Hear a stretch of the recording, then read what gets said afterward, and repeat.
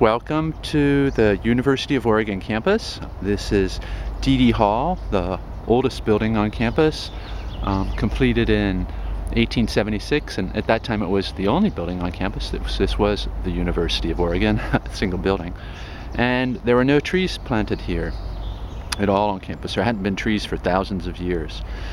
And in front, on the west side of D.D., is a double row of Douglas-firs, the oldest of which down there were planted in the early 1880s, so just a few years after the university was founded. And for as long as this allée has been here, there have been very few other plants associated with it. Initially it was just grass on the ground, and for the last, oh my gosh, decades, it's just been this barren expanse of bark mulch. And this is like a house, and the house has a roof. It's the Douglas-fir canopies up there, and then it has these supporting pillars here. But the house is empty. Other than that, there's no life in it, and there's no life in it because there's no furniture. People walk through here on a busy weekday during an academic term. There are probably thousands of students and staff and faculty pass through here, but there are no benches to sit on.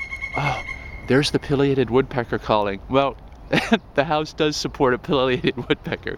But anyway, back down at the ground plane here, there are a few sword ferns planted. For some curious reason, they're an evergreen fern that I don't know why the groundskeepers cut off their old fronds every year, but there's some ferns and a few other plants. But other than that, there's nothing to support life here, and in addition to human life. And even human life doesn't spend much time here. It passes through.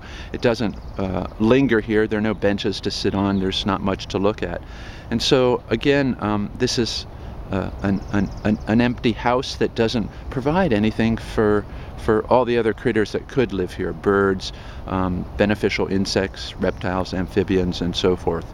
So we're going to compare this site here, again the allée it's called, of Douglas-firs, just west of D.D. Hall here. We're going to compare this with a similar site that has a roof of Douglas-firs and of course the support pillars over their trunks, but is full of life. All right, so one more look here at the empty house, the bark mulch on the ground here that supports a few weeds, and some moss grows in it. Has to be replenished every year at considerable cost. Use of fossil fuel trucks to haul the bark mulch in and so forth.